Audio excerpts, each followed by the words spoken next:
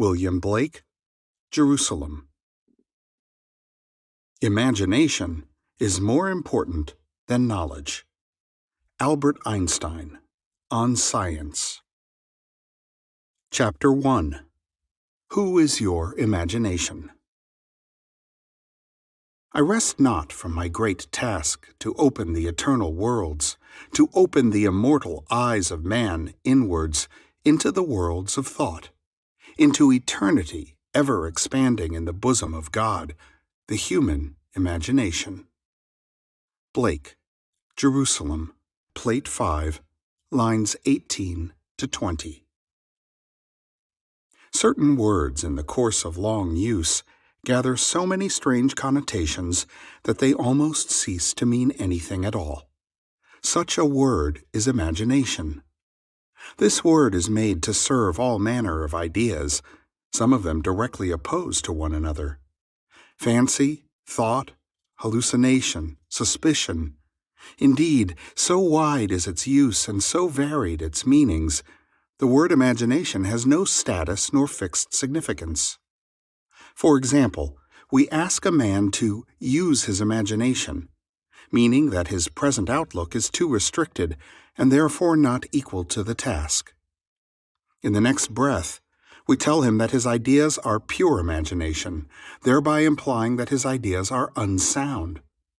We speak of a jealous or suspicious person as a victim of his own imagination, meaning that his thoughts are untrue. A minute later, we pay a man the highest tribute by describing him as a man of imagination. Thus, the word imagination has no definite meaning. Even the dictionary gives us no help. It defines imagination as 1. The picturing power or act of the mind, the constructive or creative principle. 2. A phantasm. 3. An irrational notion or belief. 4. Planning, plotting, or scheming as involving mental construction.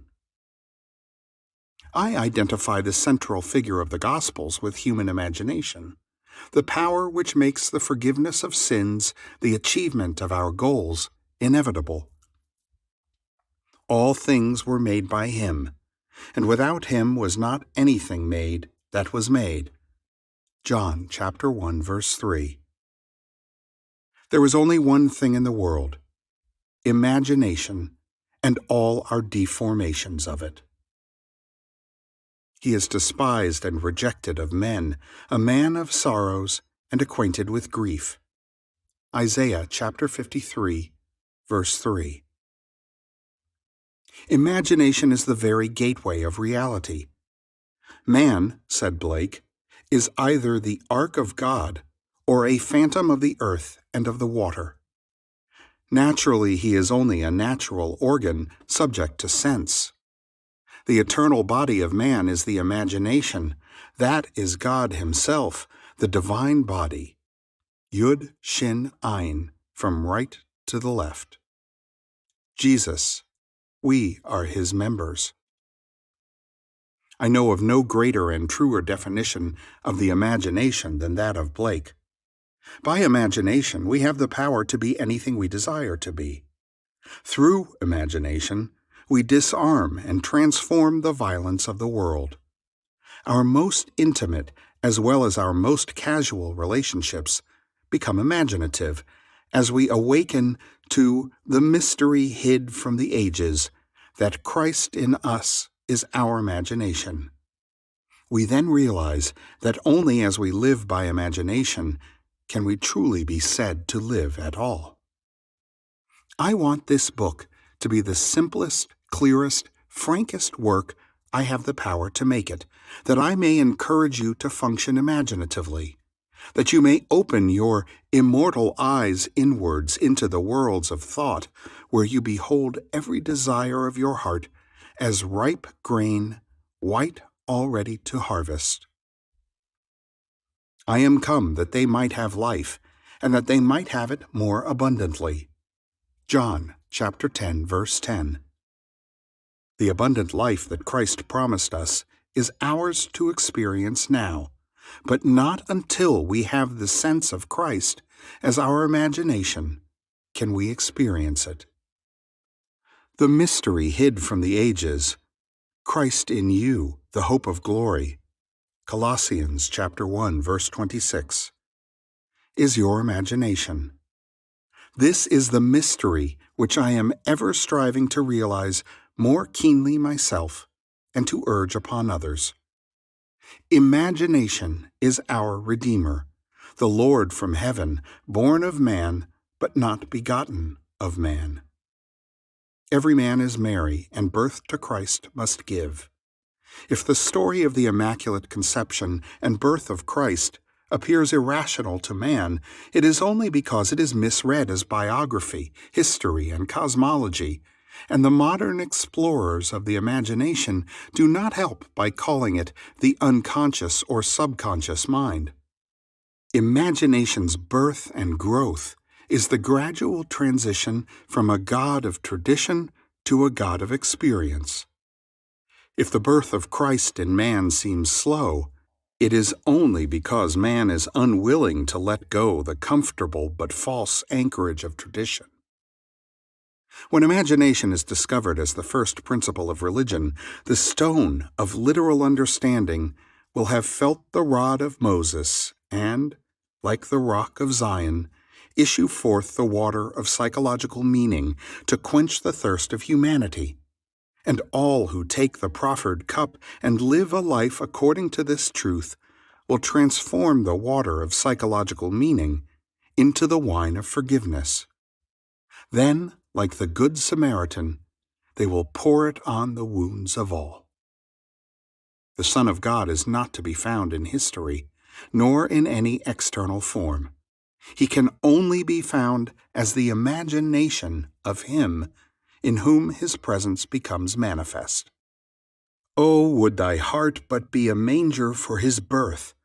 God would once more become a child on earth.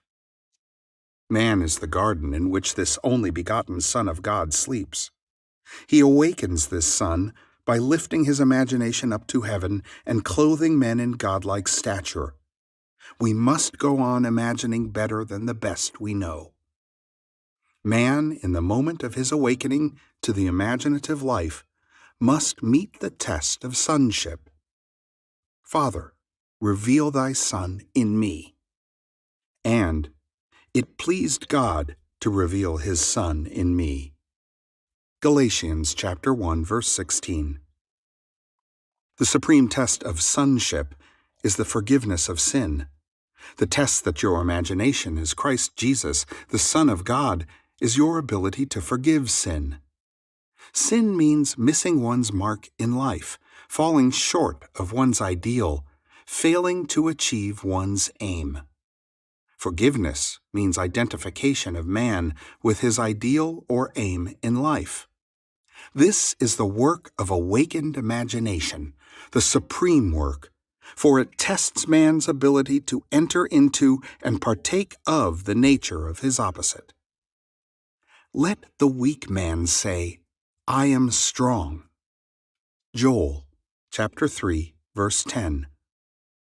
Reasonably, this is impossible. Only awakened imagination can enter into and partake of the nature of its opposite. This conception of Christ Jesus as human imagination raises these fundamental questions. Is imagination a power sufficient not merely to enable me to assume that I am strong, but is it also of itself capable of executing the idea? Suppose that I desire to be in some other place or situation. Could I, by imagining myself into such a state and place, bring about their physical realization? Suppose I could not afford the journey, and suppose my present social and financial status oppose the idea that I want to realize.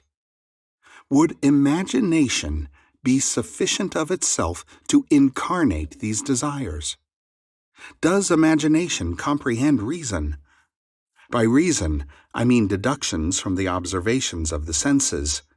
Does it recognize the external world of facts?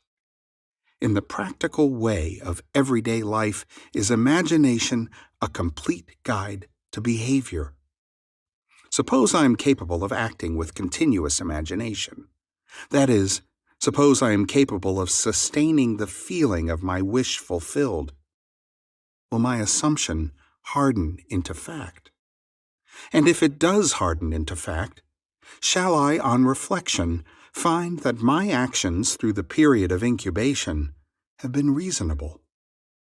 Is my imagination a power sufficient not merely to assume the feeling of the wish fulfilled, but is it also of itself capable of incarnating the idea? After assuming that I am already what I want to be, must I continually guide myself by reasonable ideas and actions in order to bring about the fulfillment of my assumption? Experience has convinced me that an assumption, though false, if persisted in, will harden into fact, that continuous imagination is sufficient for all things, and all my reasonable plans and actions will never make up for my lack of continuous imagination. Is it not true that the teachings of the Gospels can only be received in terms of faith, and that the Son of God is constantly looking for signs of faith in people, that is, faith in their own imagination?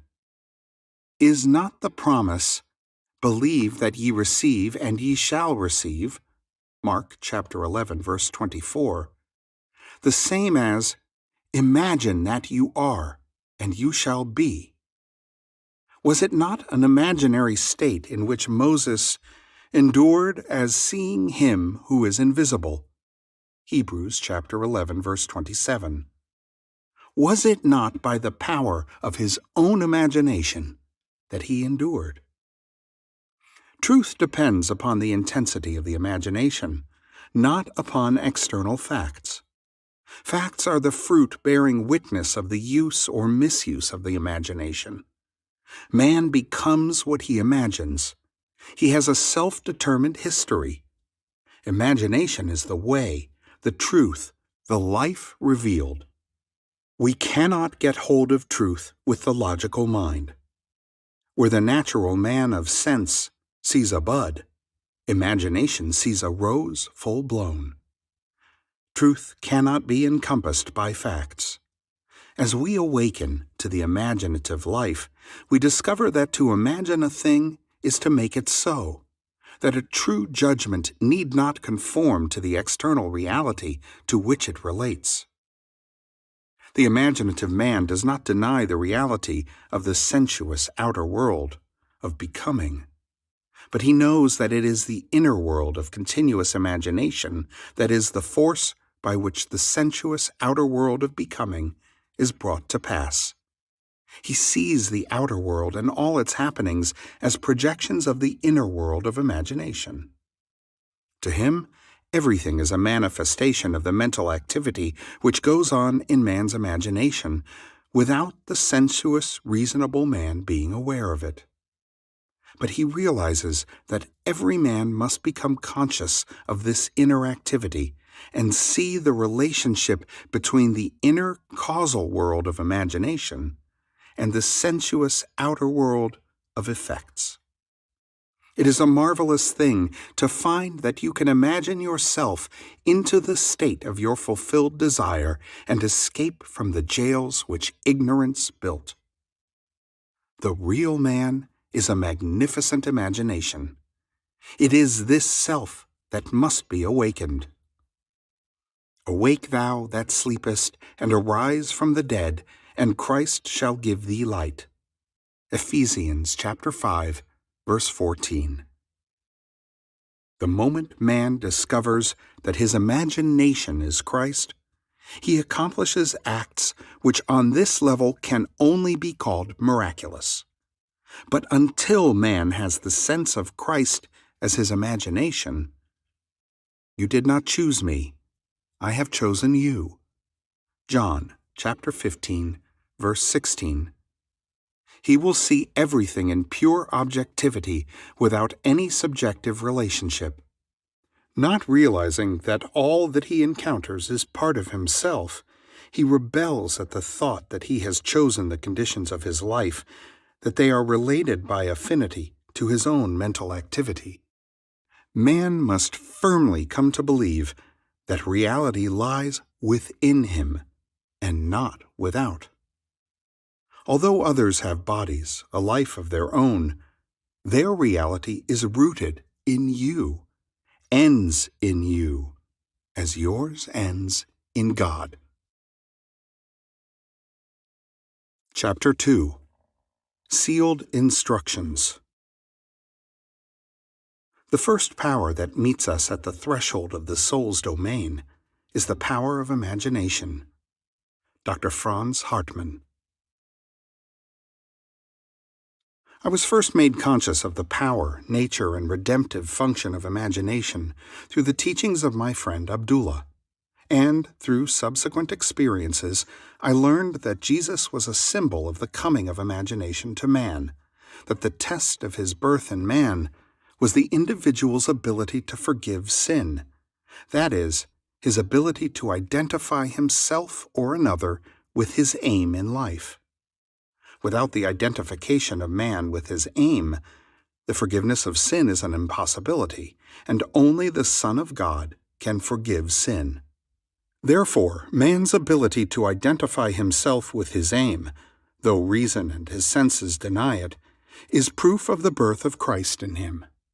To passively surrender to appearances and bow before the evidence of facts is to confess that Christ is not yet born in you. Although this teaching shocked and repelled me at first, for I was a convinced and earnest Christian, and did not then know that Christianity could not be inherited by the mere accident of birth, but must be consciously adopted as a way of life, it stole later on, through visions, mystical revelations, and practical experiences, into my understanding, and found its interpretation in a deeper mood. But I must confess that it is a trying time when those things are shaken which one has always taken for granted. Seest thou these great buildings? There shall not be left one stone upon another that shall not be thrown down. Mark chapter 13, verse 2.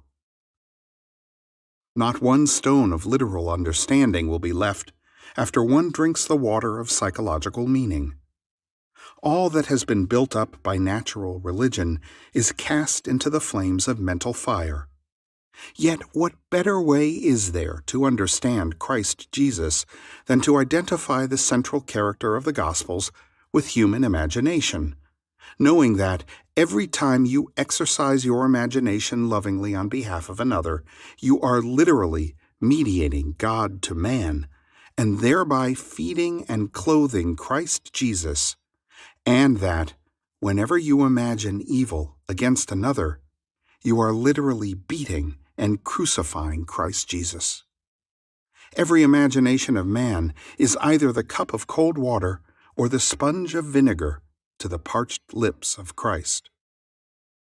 Let none of you imagine evil in your hearts against his neighbor, warned the prophet Zechariah. When man heeds this advice, he will awake from the imposed sleep of Adam into the full consciousness of the Son of God. He is in the world, and the world is made by him, and the world knows him not. Human imagination. I asked myself many times, if my imagination is Christ Jesus, and all things are possible to Christ Jesus, are all things possible to me? Through experience, I have come to know that when I identify myself with my aim in life, then Christ is awake in me. Christ is sufficient for all things.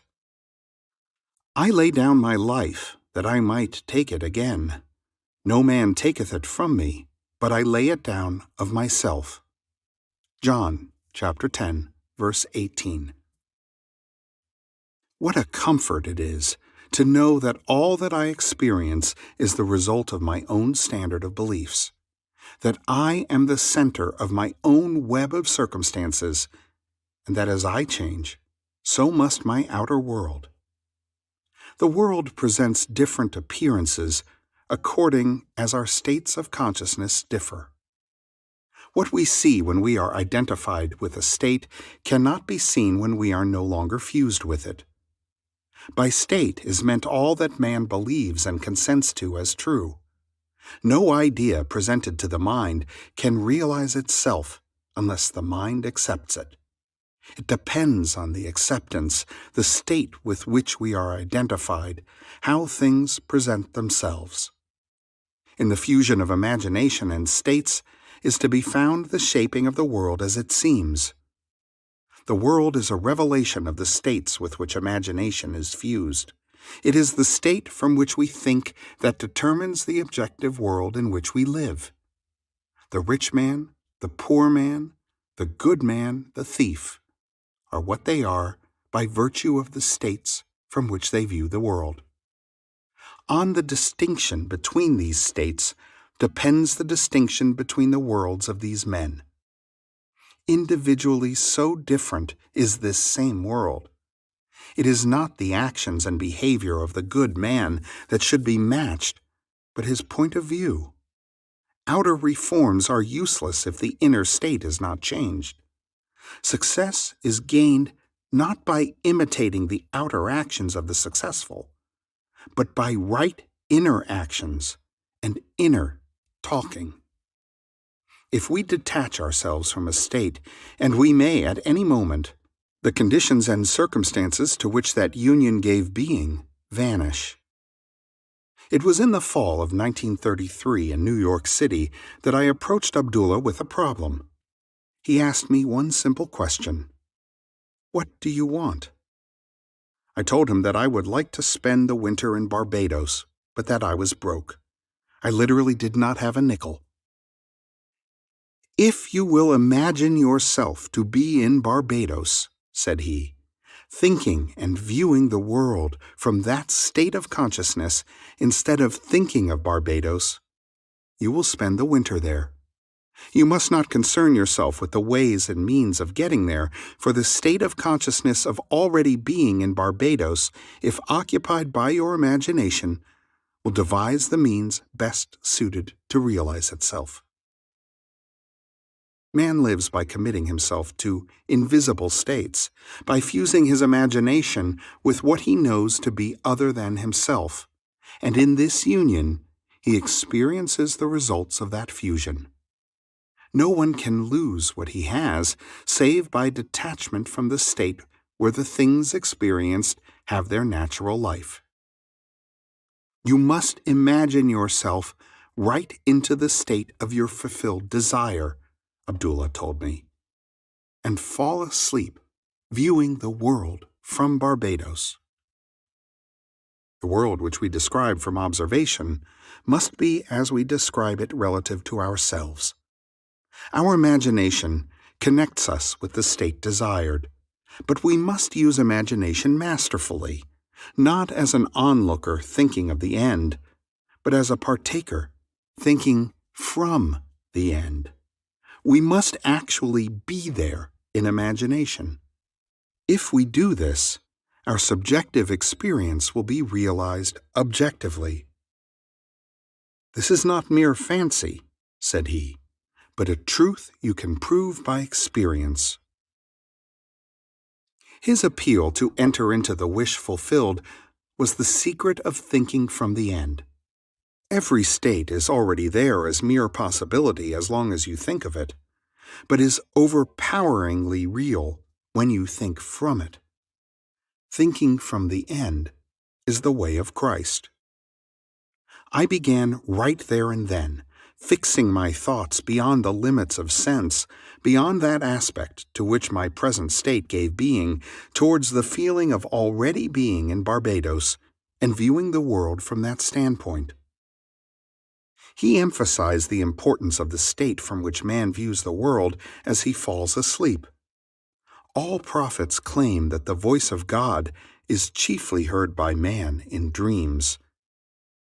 In a dream, in a vision of the night, when deep sleep falleth upon men in slumbering upon the bed, then he openeth the ears of men and sealeth their instruction.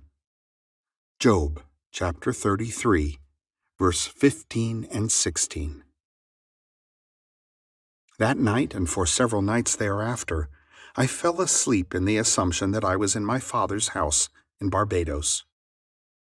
Within a month, I received a letter from my brother saying that he had a strong desire to have the family together at Christmas, and asking me to use the enclosed steamship ticket for Barbados. I sailed 2 days after I received my brother's letter and spent a wonderful winter in Barbados. This experience has convinced me that man can be anything he pleases if he will make the conception habitual and think from the end. It has also shown me that I can no longer excuse myself by placing the blame on the world of external things, that my good and my evil have no dependency except from myself, that it depends on the state from which I view the world, how things present themselves. Man, who is free in his choice, acts from conceptions which he freely, though not always wisely, chooses. All conceivable states are awaiting our choice and occupancy, but no amount of rationalizing will of itself yield us the state of consciousness which is the only thing worth having. The imaginative image is the only thing to seek. The ultimate purpose of imagination is to create in us the Spirit of Jesus, which is continual forgiveness of sin, continual identification of man with his ideal.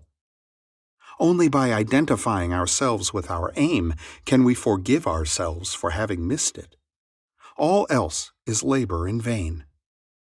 On this path, to whatever place or state we convey our imagination, to that place or state we will gravitate physically also.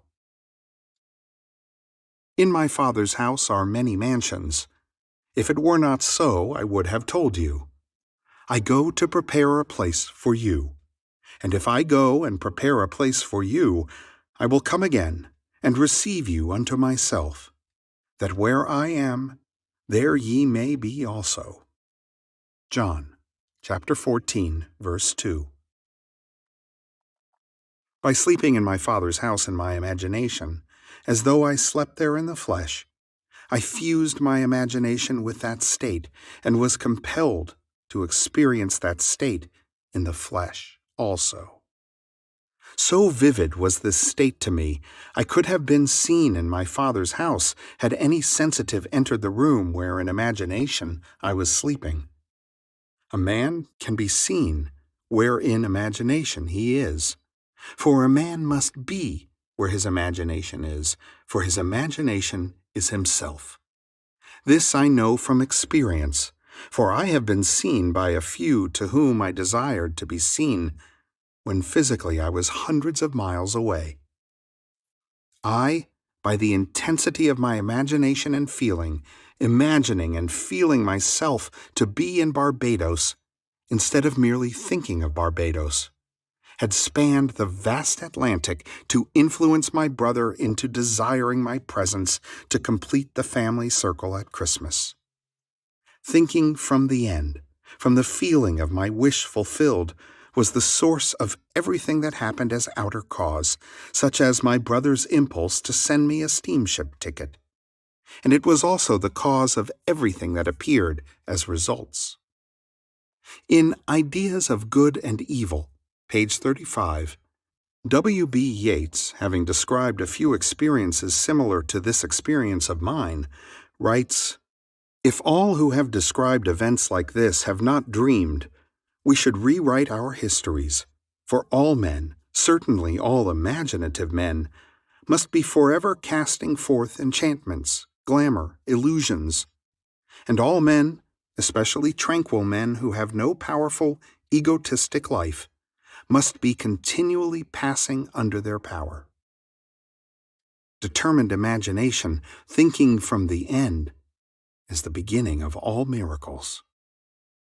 I would like to give you an immense belief in miracles, but a miracle is only the name given by those who have no knowledge of the power and function of imagination to the works of imagination. Imagining oneself into the feeling of the wish fulfilled is the means by which a new state is entered. This gives the state the quality of isness. Hermes tells us, that which is manifested.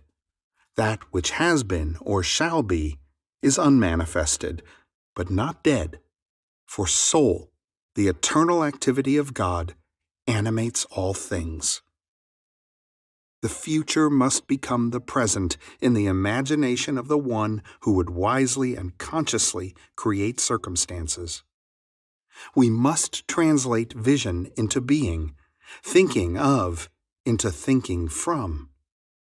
Imagination must center itself in some state and view the world from that state.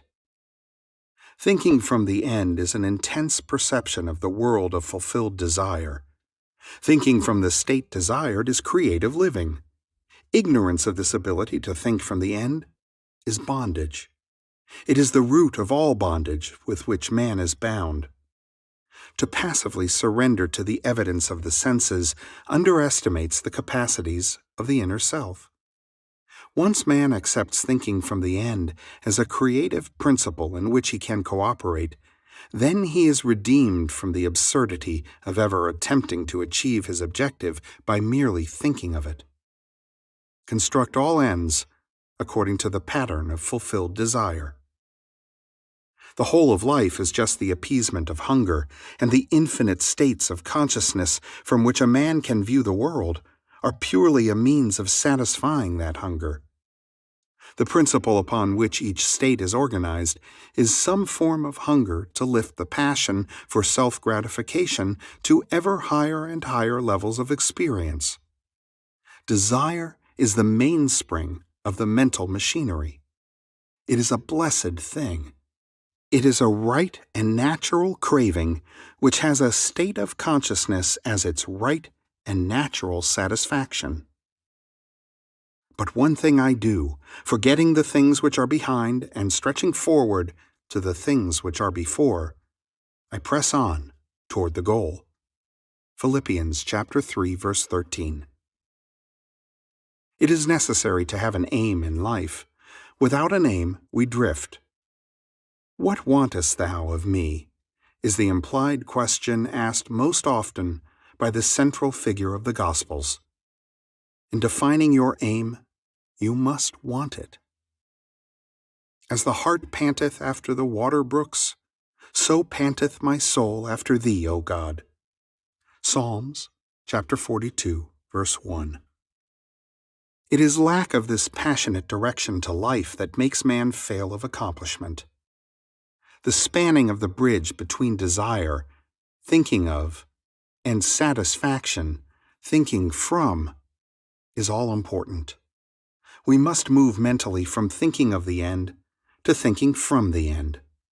This reason could never do. By its nature, it is restricted to the evidence of the senses. But imagination, having no such limitation, can. Desire exists to be gratified in the activity of imagination. Through imagination, man escapes from the limitation of the senses and the bondage of reason. There is no stopping the man who can think from the end. Nothing can stop him. He creates the means and grows his way out of limitation into ever greater and greater mansions of the Lord. It does not matter what he has been or what he is. All that matters is what does he want. He knows that the world is a manifestation of the mental activity which goes on within himself, so he strives to determine and control the ends from which he thinks. In his imagination he dwells in the end, confident that he shall dwell there in the flesh also. He puts his whole trust in the feeling of the wish fulfilled, and lives by committing himself to that state, for the art of fortune is to tempt him so to do. Like the man at the pool of Bethesda, he is ready for the moving of the waters of imagination. Knowing that every desire is ripe grain to him who knows how to think from the end, he is indifferent to mere reasonable probability, and confident that through continuous imagination his assumptions will harden into fact. But how to persuade men everywhere, that thinking from the end is the only living, how to foster it in every activity of man, how to reveal it as the plenitude of life and not the compensation of the disappointed, that is the problem. Life is a controllable thing. You can experience what you please once you realize that you are His Son, and that you are what you are by virtue of the state of consciousness from which you think and view the world. Son, thou art ever with me, and all that I have is thine. Luke, chapter 15, verse 31. Chapter 3. Highways of the Inner World. And the children struggled within her, and the Lord said unto her, 2 nations are in thy womb, and 2 manner of people shall be separated from thy bowels, and the one people shall be stronger than the other people, and the elder shall serve the younger. Genesis chapter 25, verse 22 and 23. Duality is an inherent condition of life. Everything that exists is double. Man is a dual creature, with contrary principles embedded in his nature. They war within him and present attitudes to life which are antagonistic. This conflict is the eternal enterprise, the war in heaven, the never-ending struggle of the younger or inner man of imagination to assert his supremacy over the elder or outer man of sense. The first shall be last, and the last shall be first. Matthew chapter 19, verse 30. He it is who, coming after me, is preferred before me. John chapter 1, verse 27. The second man is the Lord from heaven. 1 Corinthians chapter 15, verse 47. Man begins to awake to the imaginative life the moment he feels the presence of another being in himself. In your limbs lie nations twain, rival races from their birth. One the mastery shall gain, the younger or the elder reign.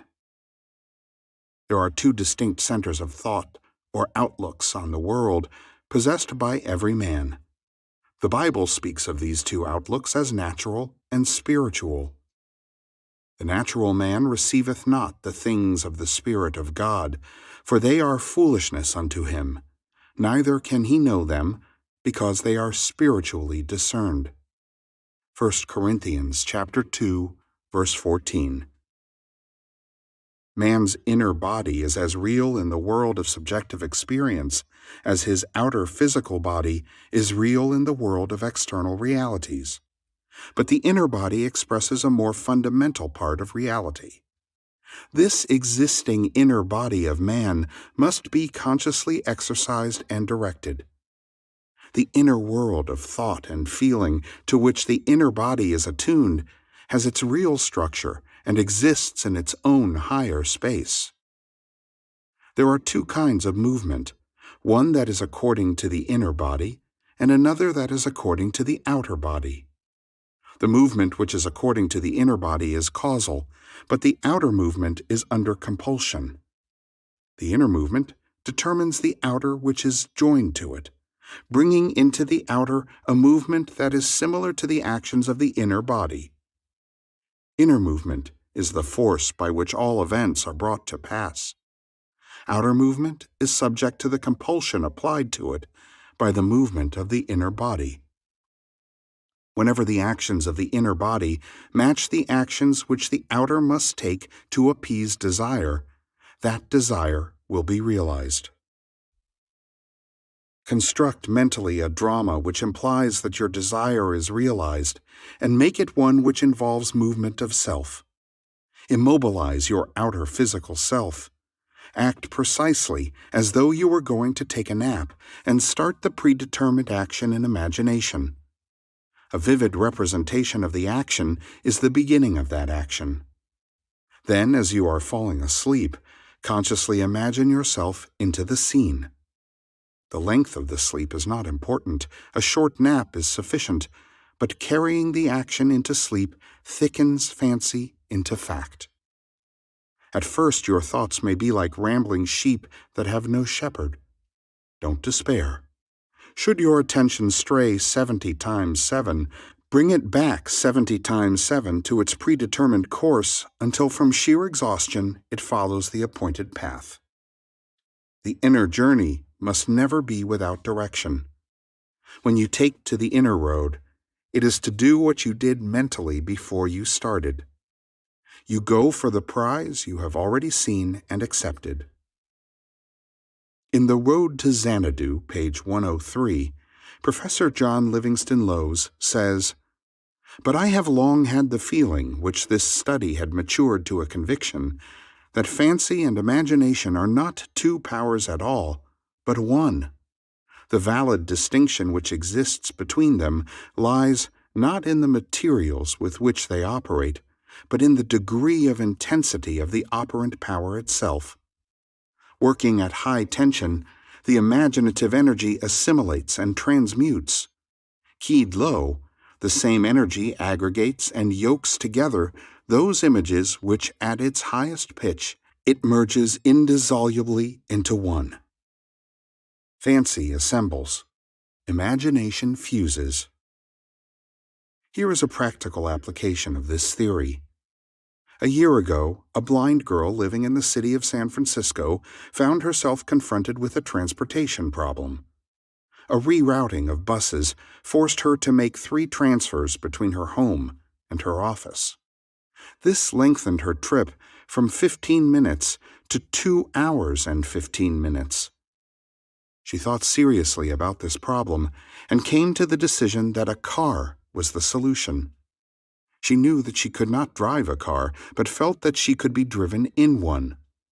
Putting this theory to the test that, whenever the actions of the inner self correspond to the actions which the outer physical self must take to appease desire, that desire will be realized, she said to herself, "I will sit here and imagine that I am being driven to my office."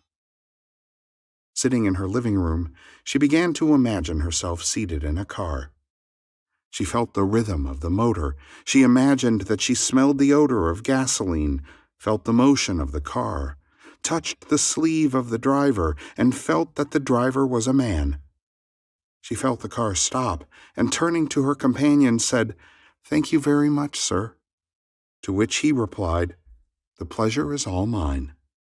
Then she stepped from the car and heard the door snap shut as she closed it.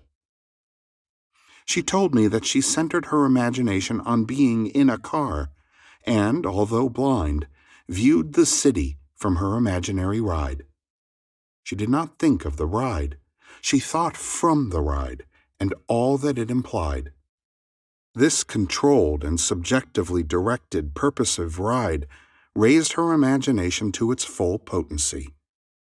She kept her purpose ever before her, knowing there was cohesion and purposive inner movement. In these mental journeys, an emotional continuity must be sustained, the emotion of fulfilled desire.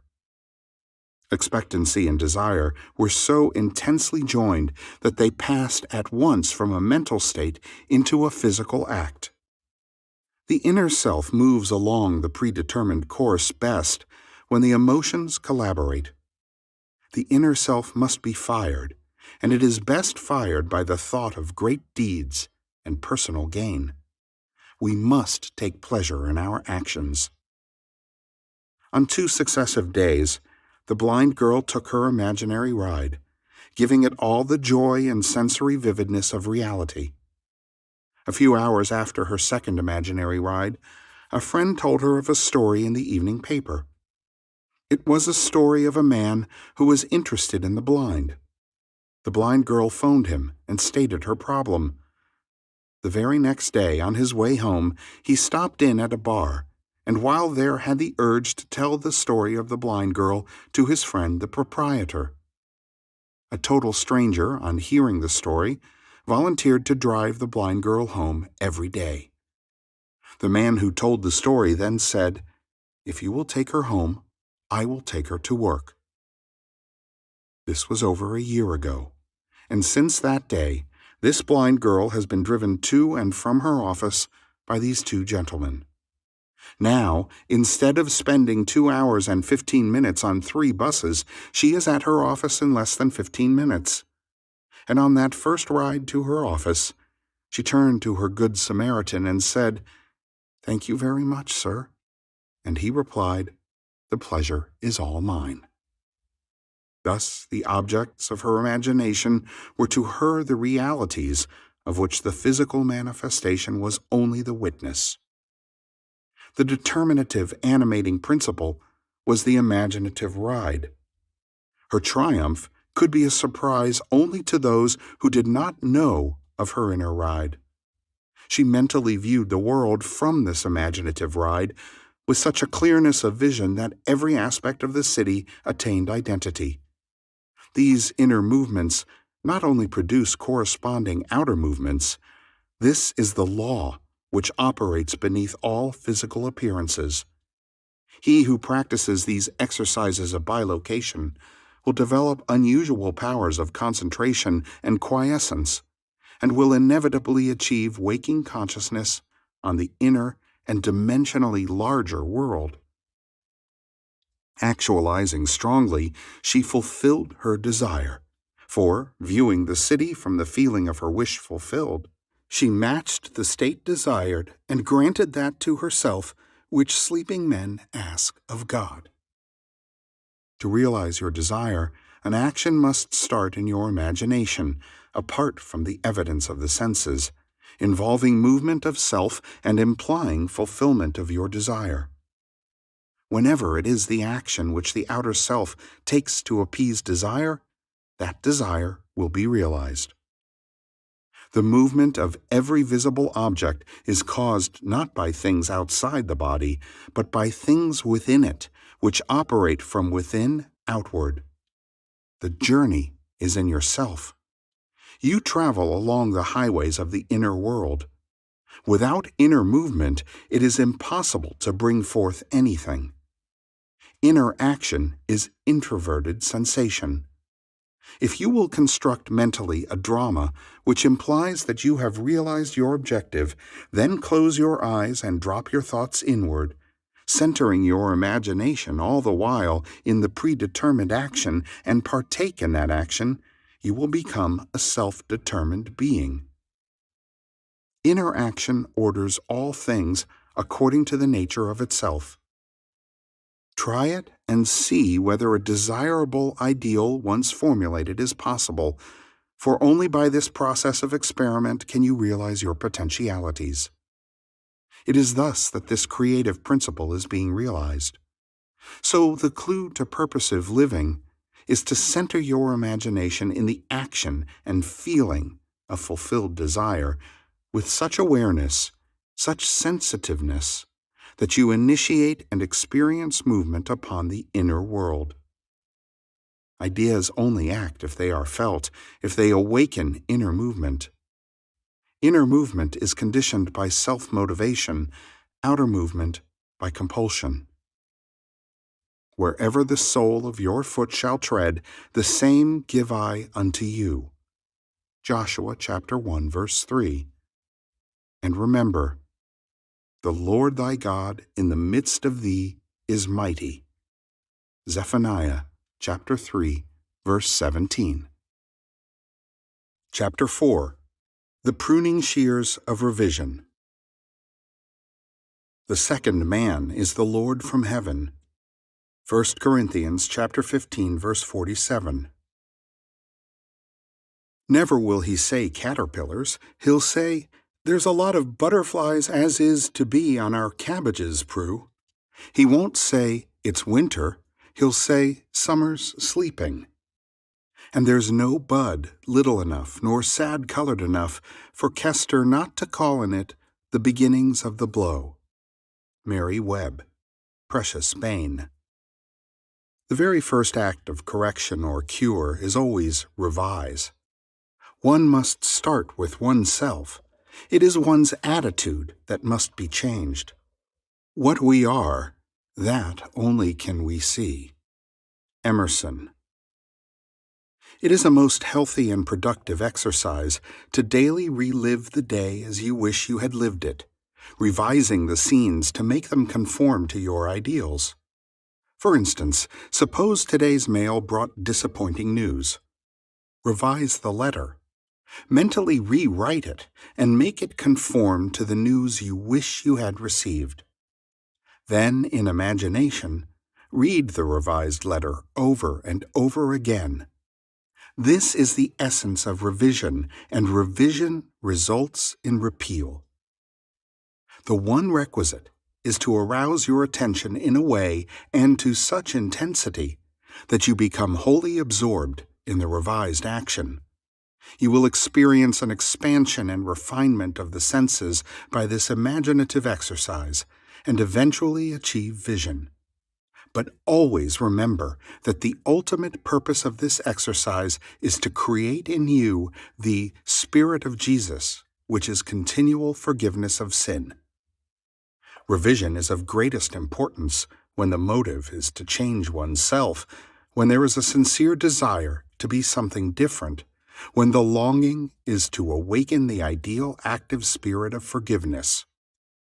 Without imagination, man remains a being of sin.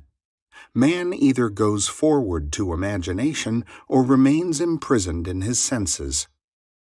To go forward to imagination is to forgive. Forgiveness is the life of the imagination. The art of living is the art of forgiving. Forgiveness is, in fact, experiencing in imagination the revised version of the day, experiencing in imagination what you wish you had experienced in the flesh. Every time one really forgives, that is, every time one relives the event as it should have been lived, one is born again. Father, forgive them, is not the plea that comes once a year, but the opportunity that comes every day.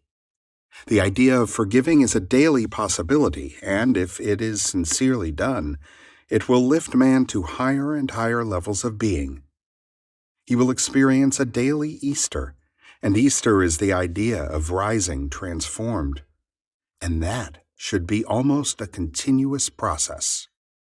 Freedom and forgiveness are indissolubly linked. Not to forgive is to be at war with ourselves, for we are freed according to our capacity to forgive. Forgive, and you shall be forgiven. Luke chapter 6, verse 37.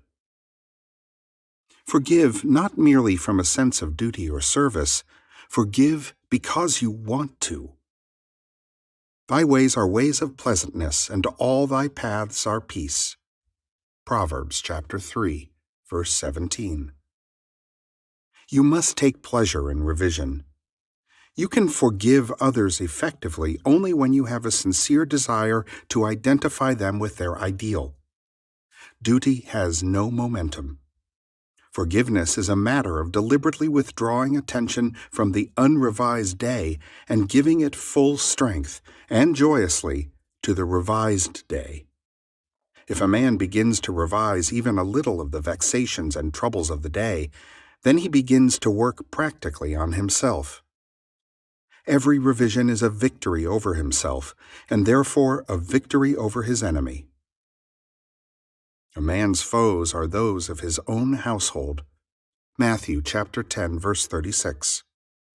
And his household is his state of mind. He changes his future as he revises his day.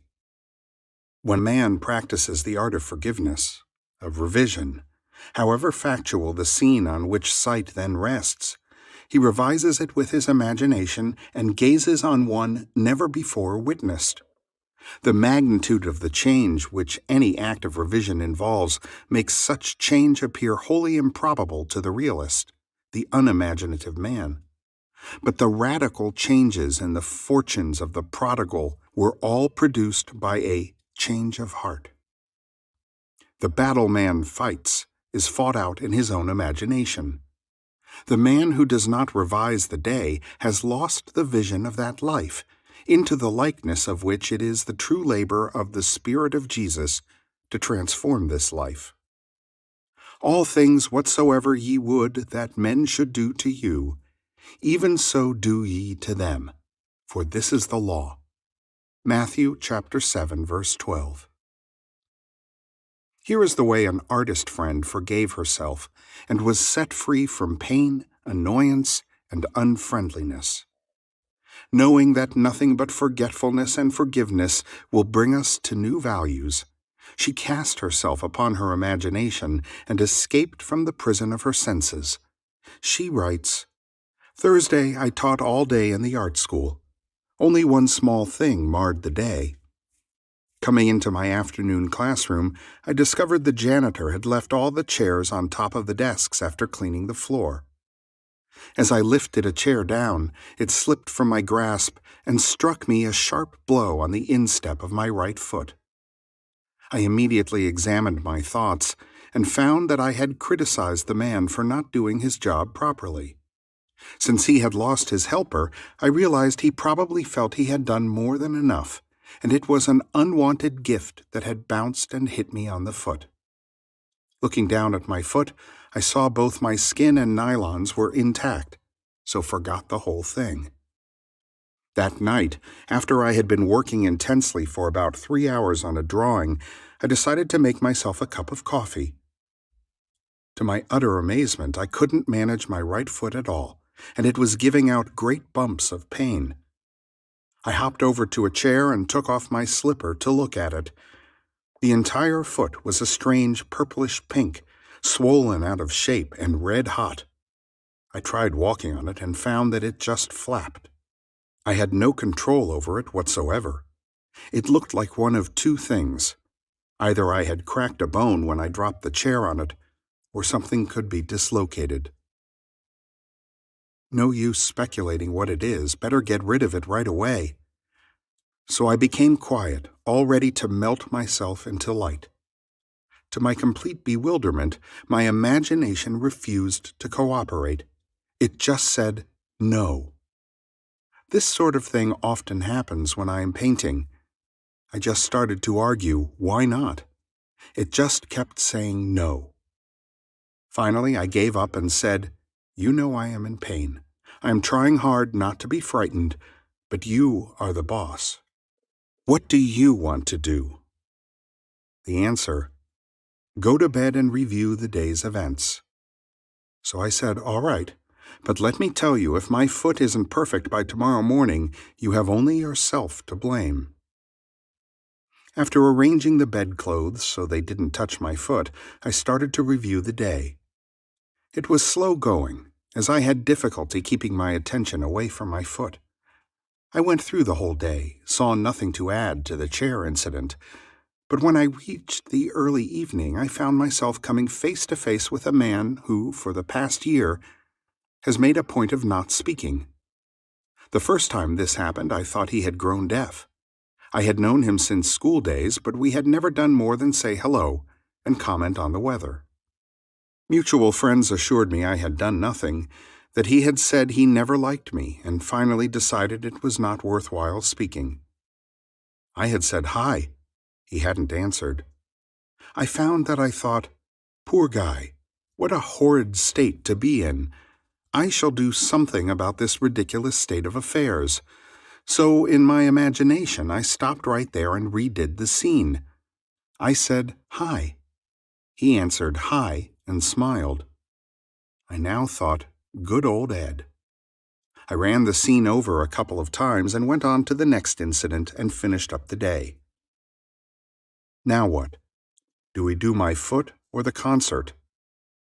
I had been melting and wrapping up a wonderful present of courage and success for a friend who was to make her debut the following day, and I had been looking forward to giving it to her tonight.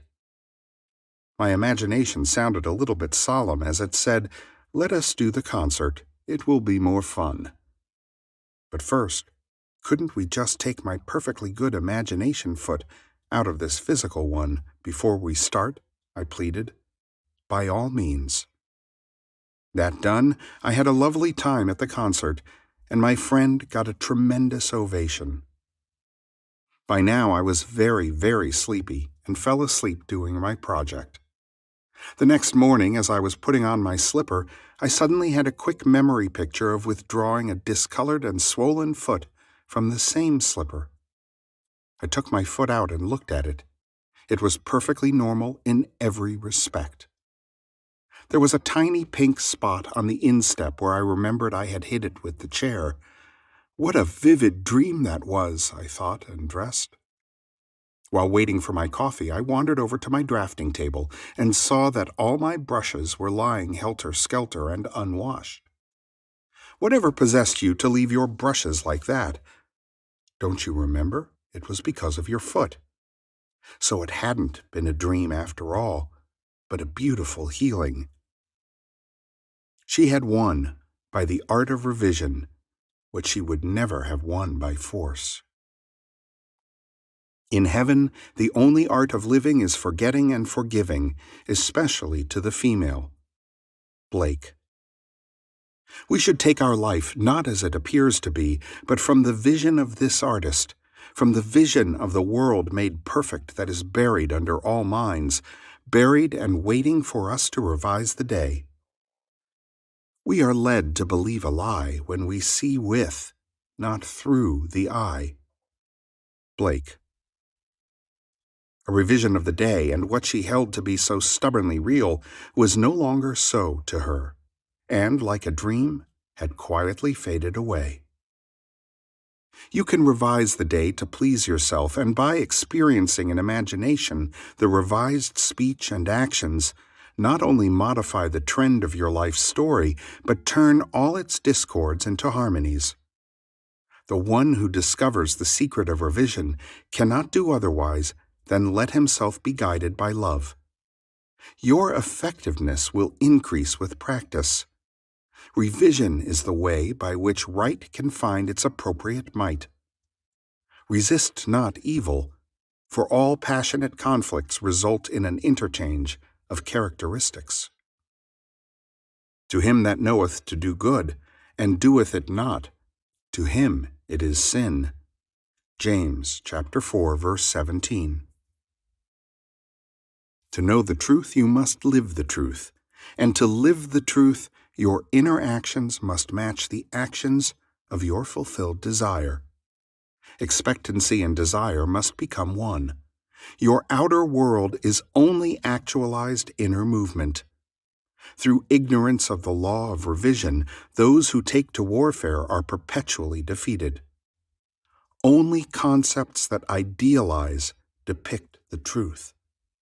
Your ideal of man is his truest self. It is because I firmly believe that whatever is most profoundly imaginative is, in reality, most directly practical that I ask you to live imaginatively and to think into and to personally appropriate the transcendent saying, Christ in you, the hope of glory. Don't blame, only resolve. It is not man and the earth at their loveliest, but you, practicing the art of revision, make paradise. The evidence of this truth can lie only in your own experience of it. Try revising the day. It is to the pruning shears of revision that we owe our prime fruit. Chapter 5. The Coin of Heaven. Does a firm persuasion that a thing is so make it so? And the prophet replied, all poets believe that it does, and in ages of imagination this firm persuasion removed mountains, but many are not capable of a firm persuasion of anything. William Blake, Marriage of Heaven and Hell. Let every man be fully persuaded in his own mind. Romans chapter 14, verse 5. Persuasion is an inner effort of intense attention. To listen attentively as though you heard is to evoke, to activate. By listening, you can hear what you want to hear and persuade those beyond the range of the outer ear. Speak it inwardly in your imagination only. Make your inner conversation match your fulfilled desire. What you desire to hear without, you must hear within. Embrace the without within, and become one who hears only that which implies the fulfillment of his desire, and all the external happenings in the world will become a bridge leading to the objective realization of your desire. Your inner speech is perpetually written all around you in happenings. Learn to relate these happenings to your inner speech, and you will become self-taught. By inner speech is meant those mental conversations which you carry on with yourself. They may be inaudible when you are awake because of the noise and distractions of the outer world of becoming, but they are quite audible in deep meditation and dream. But whether they be audible or inaudible, you are their author, and fashion your world in their likeness. There is a God in heaven, and heaven is within you, that revealeth secrets, and maketh known to the king Nebuchadnezzar what shall be in the latter days. Thy dream and the visions of thy head upon thy bed are these. Daniel chapter 2, verse 28. Inner speech from premises of fulfilled desire is the way to create an intelligible world for yourself. Observe your inner speech, for it is the cause of future action. Inner speech reveals the state of consciousness from which you view the world. Make your inner speech match your fulfilled desire, for your inner speech is manifested all around you in happenings. If any man offend not in word, the same is a perfect man, and able also to bridle the whole body. Behold, we put bits in the horses' mouths, that they may obey us, and we turn about their whole body. Behold also the ships, which though they be so great, and are driven by fierce winds, yet are they turned about with a very small helm, whithersoever the governor listeth. Even so the tongue is a little member, and boasteth great things. Behold how great a matter a little fire kindleth. James chapter 3, verses 2 through 5. The whole manifested world goes to show us what use we have made of the word, inner speech. An uncritical observation of our inner talking will reveal to us the ideas from which we view the world. Inner talking mirrors our imagination, and our imagination mirrors the state with which it is fused. If the state with which we are fused is the cause of the phenomenon of our life, then we are relieved of the burden of wondering what to do, for we have no alternative but to identify ourselves with our aim, and, inasmuch as the state with which we are identified mirrors itself in our inner speech, then to change the state with which we are fused, we must first change our inner talking. It is our inner conversations which make tomorrow's facts. Put off the former conversation, the old man which is corrupt, and be renewed in the spirit of your mind. Put on the new man, which is created in righteousness. Ephesians chapter 4, verses 22 through 24. Our minds, like our stomachs, are whetted by change of food. Quintilian. Stop all of the old mechanical negative inner talking and start a new positive and constructive inner speech from premises of fulfilled desire. Inner talking is the beginning, the sowing of the seeds of future action. To determine the action, you must consciously initiate and control your inner talking. Construct a sentence which implies the fulfillment of your aim, such as, I have a large, steady, dependable income, consistent with integrity and mutual benefit. Or, I am happily married. I am wanted. I am contributing to the good of the world. And repeat such a sentence over and over until you are inwardly affected by it. Our inner speech represents in various ways the world we live in. In the beginning was the Word. John chapter 1, verse 1. That which ye sow ye reap. See yonder fields. The sesamum was sesamum. The corn was corn, the silence and the darkness knew. So is a man's fate born. The Light of Asia. Ends run true to origins. Those that go searching for love only make manifest their own lovelessness. And the loveless never find love. Only the loving find love, and they never have to seek for it. D.H. Lawrence. Man attracts what he is. The art of life is to sustain the feeling of the wish fulfilled and let things come to you, not to go after them or think they flee away. Observe your inner talking and remember your aim. Do they match? Does your inner talking match what you would say audibly had you achieved your goal? The individual's inner speech and actions attract the conditions of his life. Through uncritical self-observation of your inner talking, you find where you are in the inner world, and where you are in the inner world is what you are in the outer world.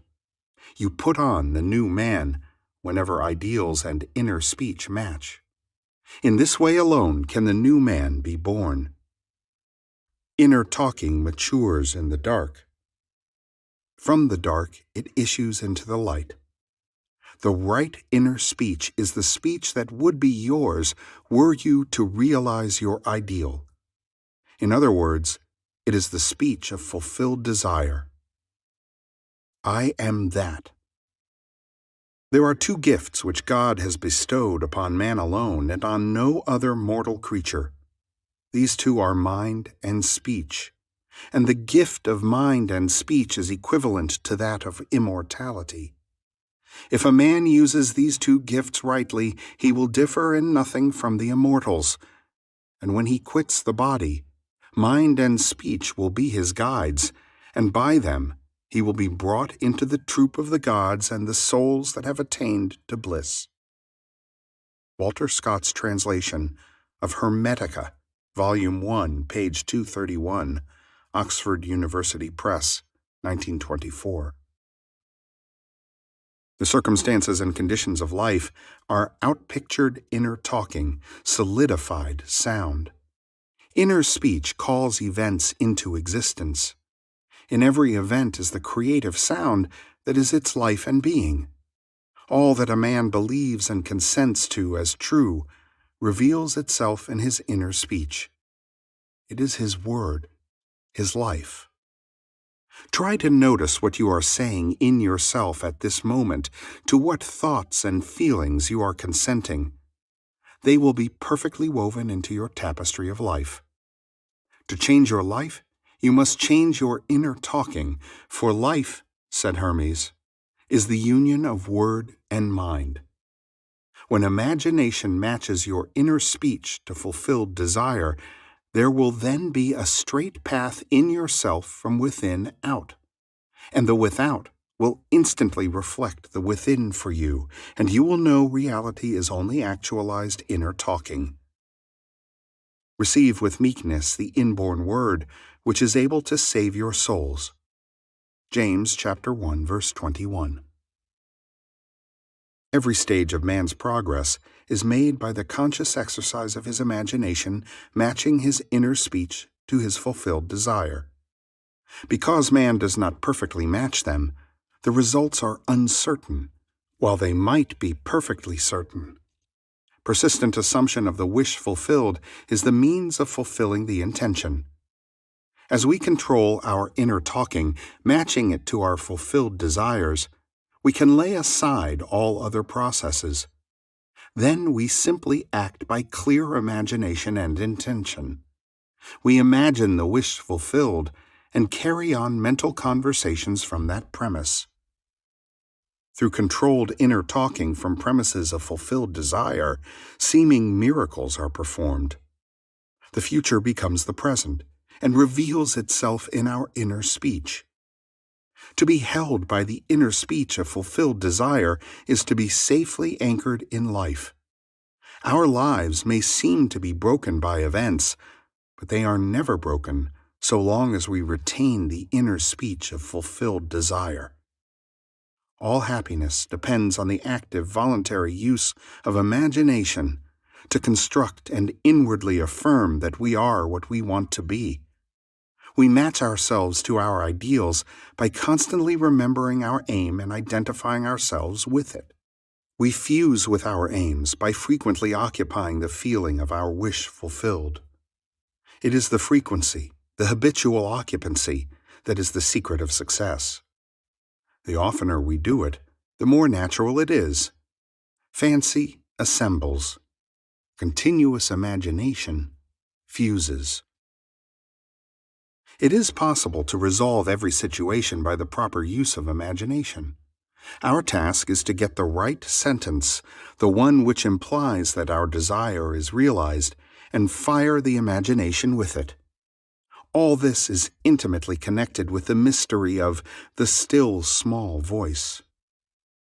Inner talking reveals the activities of imagination, activities which are the causes of the circumstances of life. As a rule, man is totally unaware of his inner talking, and therefore sees himself not as the cause, but the victim of circumstance. To consciously create circumstance, man must consciously direct his inner speech, matching the still small voice to his fulfilled desires. He calls things not seen as though they were. Romans chapter 4, verse 17. Right inner speech is essential. It is the greatest of the arts. It is the way out of limitation into freedom. Ignorance of this art has made the world a battlefield and penitentiary where blood and sweat alone are expected, when it should be a place of marveling and wondering. Right inner talking is the first step to becoming what you want to be. Speech is an image of mind, and mind is an image of God. Hermetica, Volume 1, page 231. On the morning of April 12, 1953, my wife was awakened by the sound of a great voice of authority speaking within her and saying, "You must stop spending your thoughts, time, and money. Everything in life must be an investment." To spend is to waste, to squander, to lay out without return. To invest is to lay out for a purpose from which a profit is expected. This revelation of my wife is about the importance of the moment. It is about the transformation of the moment. What we desire does not lie in the future, but in ourselves at this very moment. At any moment in our lives, we are faced with an infinite choice: what we are and what we want to be.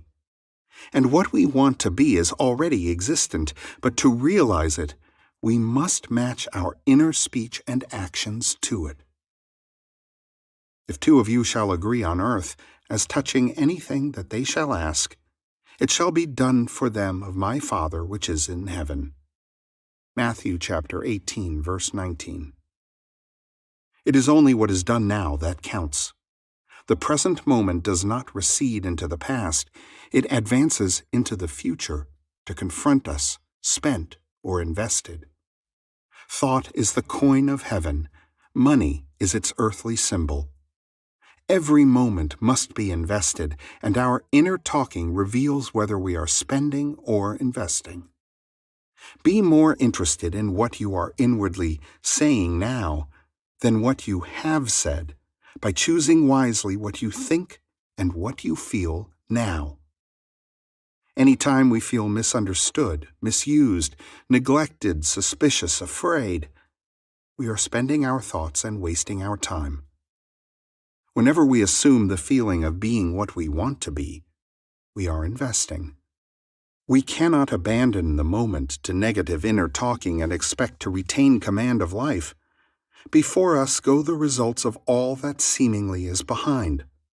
Not gone is the last moment, but oncoming.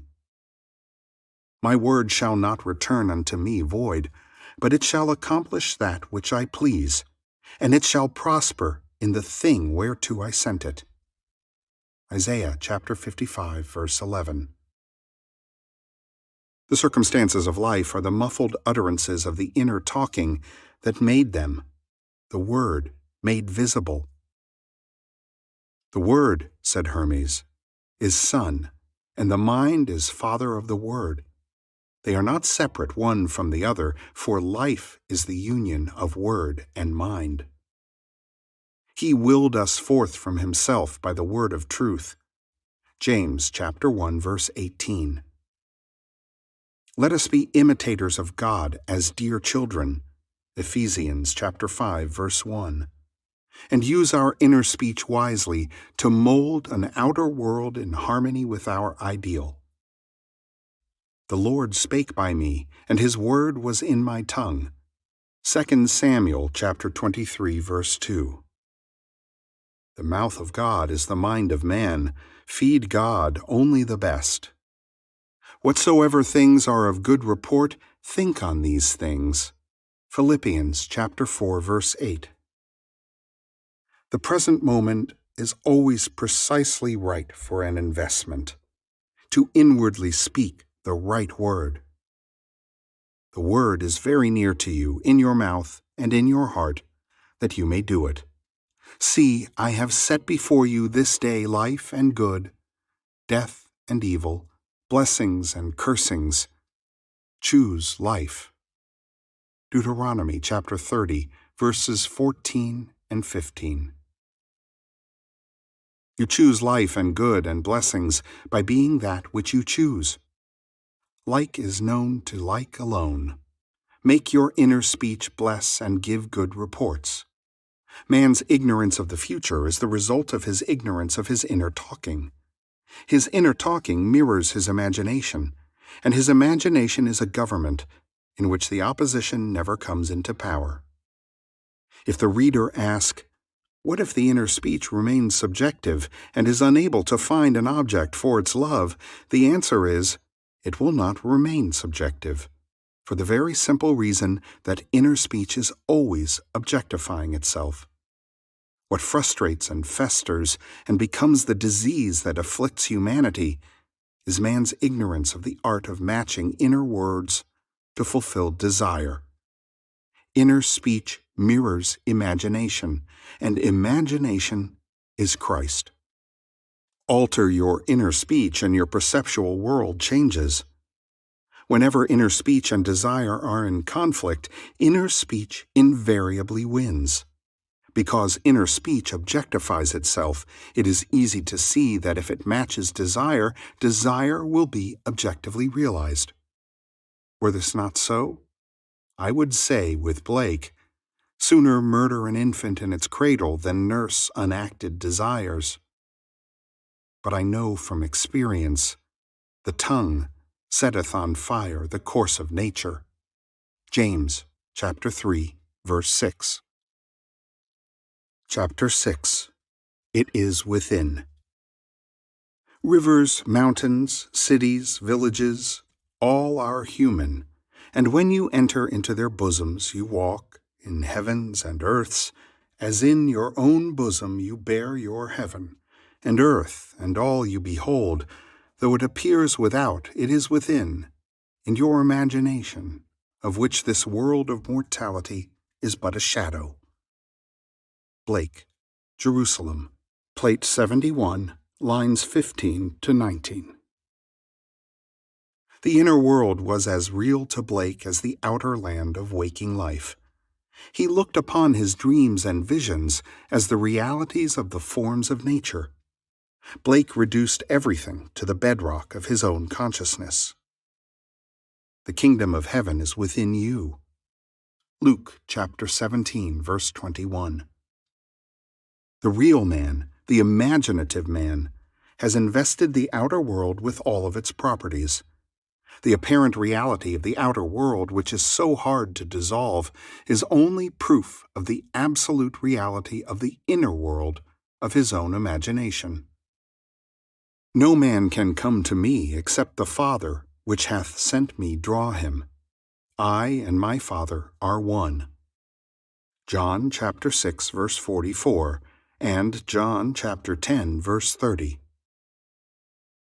The world which is described from observation is a manifestation of the mental activity of the observer. When man discovers that his world is his own mental activity made visible, that no man can come unto him except he draws him, and that there is no one to change but himself, his own imaginative self, his first impulse is to reshape the world in the image of his ideal. But his ideal is not so easily incarnated. In that moment when he ceases to conform to external discipline, he must impose upon himself a far more rigorous discipline, the self-discipline upon which the realization of his ideal depends. Imagination is not entirely untrammeled and free to move at will without any rules to constrain it. In fact, the contrary is true. Imagination travels according to habit. Imagination has choice, but it chooses according to habit. Awake or asleep, man's imagination is constrained to follow certain definite patterns. It is this benumbing influence of habit that man must change. If he does not, his dreams will fade under the paralysis of custom. Imagination, which is Christ in man, is not subject to the necessity to produce only that which is perfect and good. It exercises its absolute freedom from necessity by endowing the outer physical self with free will to choose to follow good or evil, order or disorder. Choose this day whom ye will serve. Joshua chapter 24, verse 15. But after the choice is made and accepted so that it forms the individual's habitual consciousness, then imagination manifests its infinite power and wisdom by molding the outer sensuous world of becoming in the image of the habitual inner speech and actions of the individual. To realize his ideal, man must first change the pattern which his imagination has followed. Habitual thought is indicative of character. The way to change the outer world is to make the inner speech and action match the outer speech and action of fulfilled desire. Our ideals are waiting to be incarnated, but unless we ourselves match our inner speech and action to the speech and action of fulfilled desire, they are incapable of birth. Inner speech and action are the channels of God's action. He cannot respond to our prayer unless these paths are offered. The outer behavior of man is mechanical. It is subject to the compulsion applied to it by the behavior of the inner self, and old habits of the inner self hang on till replaced by new ones. It is a peculiar property of the second or inner man that he gives to the outer self something similar to his own reality of being. Any change in the behavior of the inner self will result in corresponding outer changes. The mystic calls a change of consciousness death. By death he means not the destruction of imagination and the state with which it was fused, but the dissolution of their union. Fusion is union rather than oneness. Thus the conditions to which that union gave being vanish. I die daily, said Paul to the Corinthians. Blake said to his friend Crabb Robinson, there is nothing like death. Death is the best thing that can happen in life, but most people die so late and take such an unmerciful time in dying. God knows their neighbors never see them rise from the dead. To the outer man of sense, who knows nothing of the inner man of being, this is sheer nonsense. But Blake made the above quite clear when he wrote in the year before he died, William Blake, one who was very much delighted with being in good company, born 28th November 1757 in London, and has died several times since. When man has the sense of Christ as his imagination, he sees why Christ must die and rise again from the dead to save man, why he must detach his imagination from his present state and match it to a higher concept of himself if he would rise above his present limitations and thereby save himself. Here is a lovely story of a mystical death which was witnessed by a neighbor. Last week, writes the one who rose from the dead, a friend offered me her home in the mountains for the Christmas holidays, as she thought she might go east. She said that she would let me know this week. We had a very pleasant conversation, and I mentioned you and your teaching in connection with a discussion of Donne's Experiment with Time, which she had been reading. Her letter arrived Monday. As I picked it up, I had a sudden sense of depression. However, when I read it, she said I could have the house and told me where to get the keys. Instead of being cheerful, I grew still more depressed, so much so I decided there must have been something between the lines which I was getting intuitively. I unfolded the letter and read the first page through, and as I turned to the second page, I noticed she had written a postscript on the back of the first sheet. It consisted of an extremely blunt and heavy-handed description of an unlovely trait in my character which I had struggled for years to overcome, and for the past 2 years I thought I had succeeded. Yet here it was again, described with clinical exactitude. I was stunned and desolated. I thought to myself, what is this letter trying to tell me? In the first place, she invited me to use her house as I have been seeing myself in some lovely home during the holidays. In the second place, nothing comes to me except I draw it. And thirdly, I have been hearing nothing but good news. So the obvious conclusion is that something in me corresponds to this letter, and no matter what it looks like, it is good news. I reread the letter, and as I did so I asked, what is there here for me to see? And then I saw. It started out, after our conversation of last week, I feel I can tell you, and the rest of the page was as studded with weres and wases as currants in a seed cake.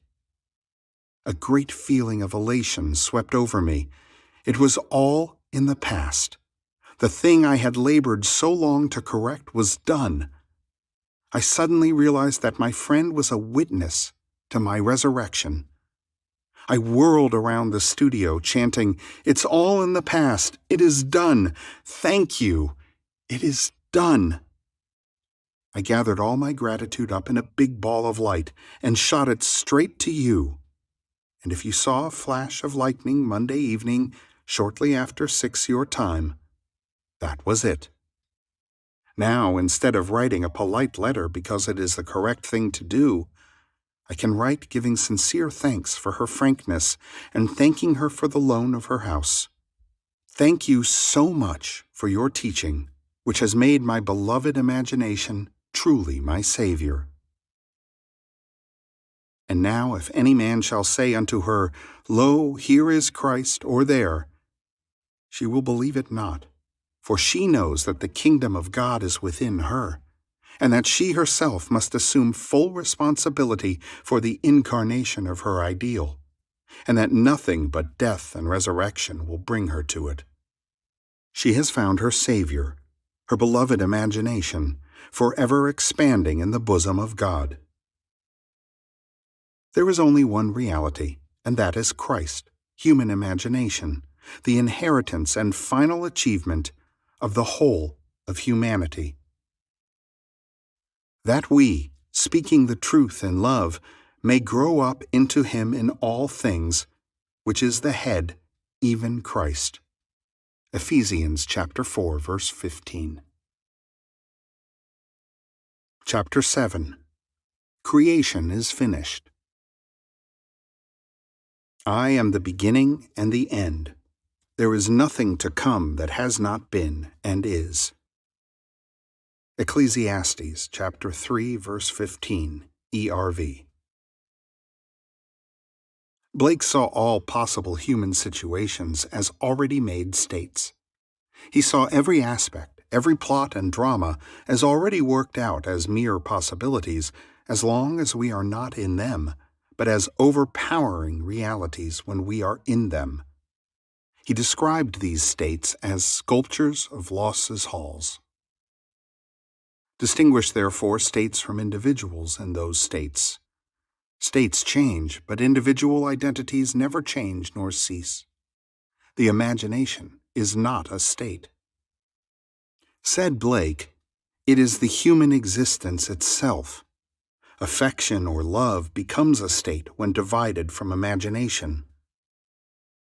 Just how important this is to remember is almost impossible to say, but the moment the individual realizes this for the first time is the most momentous in his life, and to be encouraged to feel this is the highest form of encouragement it is possible to give.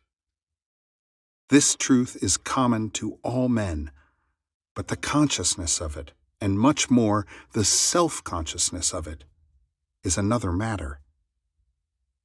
The day I realized this great truth, that everything in my world is a manifestation of the mental activity which goes on within me, and that the conditions and circumstances of my life only reflect the state of consciousness with which I am fused, is the most momentous in my life.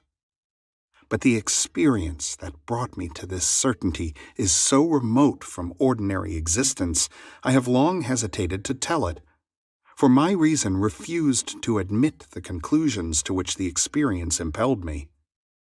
Nevertheless, this experience revealed to me that I am supreme within the circle of my own state of consciousness, and that it is the state with which I am identified that determines what I experience. Therefore, it should be shared with all, for to know this is to become free from the world's greatest tyranny, the belief in a second cause. Blessed are the pure in heart, for they shall see God.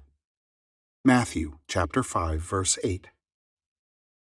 Blessed are they whose imagination has been so purged of the beliefs in second causes, they know that imagination is all, and all is imagination. One day I quietly slipped from my apartment in New York City into some remote yesteryear's countryside. As I entered the dining room of a large inn, I became fully conscious. I knew that my physical body was immobilized on my bed back in New York. Yet here I was, as awake and as conscious as I have ever been. I intuitively knew that if I could stop the activity of my mind, everything before me would freeze. No sooner was the thought born than the urge to try it possessed me. I felt my head tighten, then thicken to a stillness. My attention concentrated into a crystal-clear focus, and the waitress walked not. And I looked through the window, and the leaves falling fell not. And the family of 4 eating ate not, and they lifting the food lifted it not. Then my attention relaxed, the tightness eased, and of a sudden all moved onward in their course. The leaves fell, the waitress walked, and the family ate. Then I understood Blake's vision of the sculptures of losses halls. I sent you to reap that whereon ye bestowed no labor. John chapter 4, verse 35. Creation is finished. I am the beginning and the end. There is nothing to come that has not been and is. Ecclesiastes chapter 3, verse 15, ERV. The world of creation is finished, and its original is within us. We saw it before we set forth, and have since been trying to remember it and to activate sections of it. There are infinite views of it. Our task is to get the right view, and by determined direction of our attention, make it pass in procession before the inner eye. If we assemble the right sequence and experience it in imagination until it has the tone of reality, then we consciously create circumstances. This inner procession is the activity of imagination that must be consciously directed. We, by a series of mental transformations, become aware of increasing portions of that which already is. And by matching our own mental activity to that portion of creation which we desire to experience, we activate it, resurrect it, and give it life. This experience of mine not only shows the world as a manifestation of the mental activity of the individual observer, but it also reveals our course of time as jumps of attention between eternal moments. An infinite abyss separates any two moments of ours. We, by the movements of our attention, give life to the sculptures of losses halls. Think of the world as containing an infinite number of states of consciousness from which it could be viewed. Think of these states as rooms or mansions in the house of God, and like the rooms of any house, they are fixed relative to one another. But think of yourself, the real self, the imaginative you, as the living, moving occupant of God's house. Each room contains some of Losse's sculptures, with infinite plots and dramas and situations already worked out, but not activated. They are activated as soon as human imagination enters and fuses with them. Each represents certain mental and emotional activities. To enter a state, man must consent to the ideas and feelings which it represents. These states represent an infinite number of possible mental transformations which man can experience. To move into another state or mansion necessitates a change of beliefs. All that you could ever desire is already present and only waits to be matched by your beliefs. But it must be matched, for that is the necessary condition by which alone it can be activated and objectified. Matching the beliefs of a state is the seeking that finds, the knocking to which it is opened, the asking that receives. Go in and possess the land. The moment man matches the beliefs of any state, he fuses with it, and this union results in the activation and projection of its plots, plans, dramas, and situations. It becomes the individual's home, from which he views the world. It is his workshop, and if he is observant, he will see outer reality shaping itself upon the model of his imagination. It is for this purpose of training us in image-making that we were made subject to the limitations of the senses and clothed in bodies of flesh. It is the awakening of the imagination, the returning of His Son that our Father waits for. The creature was made subject to vanity not willingly, but by reason of Him who subjected it. Romans chapter 8, verse 20. But the victory of the Son, the return of the prodigal, assures us that the creature shall be delivered from the bondage of corruption into the glorious liberty of the sons of God. Romans chapter 8, verse 21. We were subjected to this biological experience because no one can know of imagination who has not been subjected to the vanities and limitations of the flesh, who has not taken his share of sonship and gone prodigal, who has not experimented and tasted this cup of experience. And confusion will continue until man awakes and a fundamentally imaginative view of life has been reestablished and acknowledged as basic. I should preach the unsearchable riches of Christ and make all men see what is the fellowship of the mystery, which from the beginning of the world has been hid in God, who created all things by Jesus Christ. Ephesians chapter 3, verse 9. Bear in mind that Christ in you is your imagination. As the appearance of our world is determined by the particular state with which we are fused, so may we determine our fate as individuals by fusing our imaginations with ideals we seek to realize. On the distinction between our states of consciousness depends the distinction between the circumstances and conditions of our lives. Man who is free in his choice of state often cries out to be saved from the state of his choice. And ye shall cry out in that day, because of your king which ye shall have chosen you. And the Lord will not hear you in that day. Nevertheless, the people refused to obey the voice of Samuel, and they said, Nay, but we will have a king over us. 1 Samuel chapter 8, verse 18 and 19. Choose wisely the state that you will serve. All states are lifeless until imagination fuses with them. All things, when they are admitted, are made manifest by the light. For everything that is made manifest is light. Ephesians chapter 5, verse 13. And ye are the light of the world. Matthew chapter 5, verse 14. By which those ideas to which you have consented are made manifest. Hold fast to your ideal. Nothing can take it from you but your imagination. Don't think of your ideal, think from it. It is only the ideals from which you think that are ever realized. Man lives not by bread alone, but by every word that proceeds out of the mouth of God. Matthew chapter 4, verse 4. And the mouth of God is the mind of man. Become a drinker and an eater of the ideals you wish to realize. Have a set, definite aim, or your mind will wander, and wandering, it eats every negative suggestion. If you live right mentally, everything else will be right. By a change of mental diet, you can alter the course of observed events.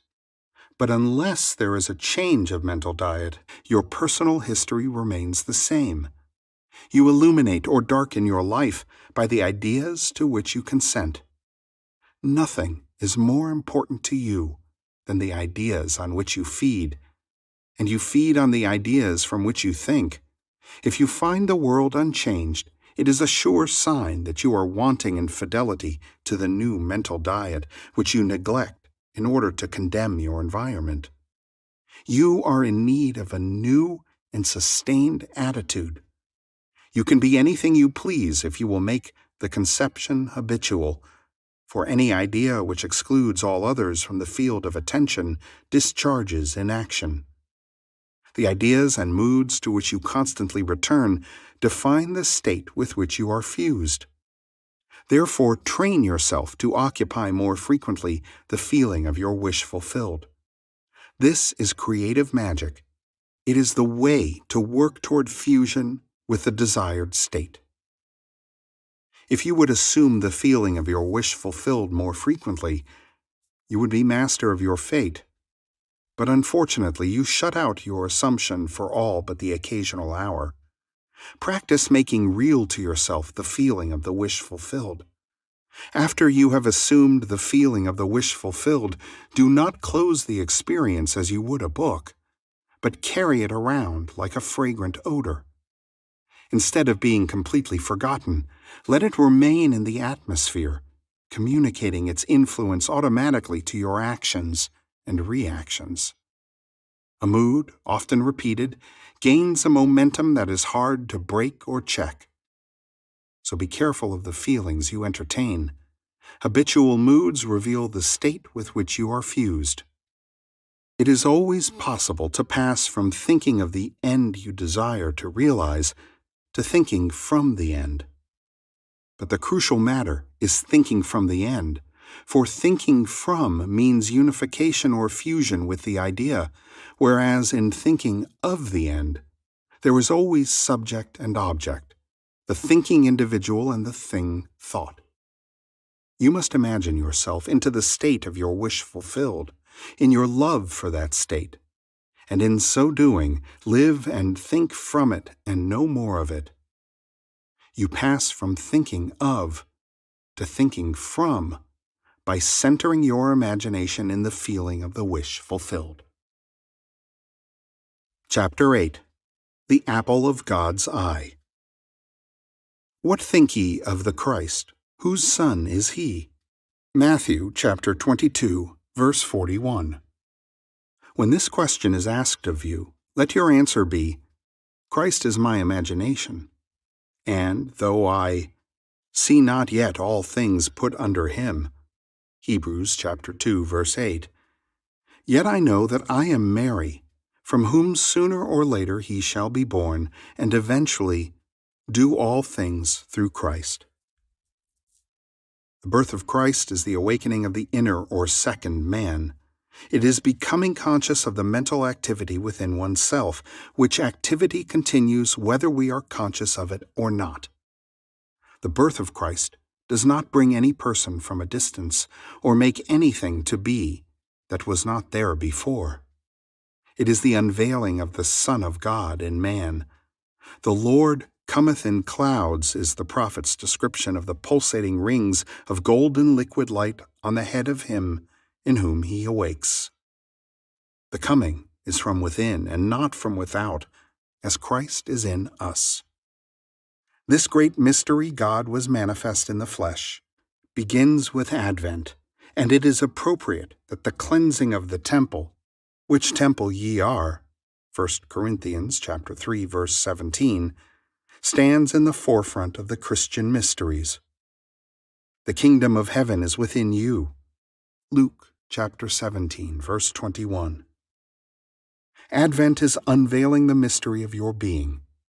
If you will practice the art of revision by a life lived according to the wise, imaginative use of your inner speech and inner actions, in confidence that by the conscious use of the power that worketh in us, Christ will awake in you. If you believe it, trust it, act upon it, Christ will awaken you. This is Advent. Great is the mystery. God was manifest in the flesh. 1 Timothy chapter 3, verse 16. From Advent on, he that toucheth you toucheth the apple of God's eye. Zechariah chapter 2, verse 8.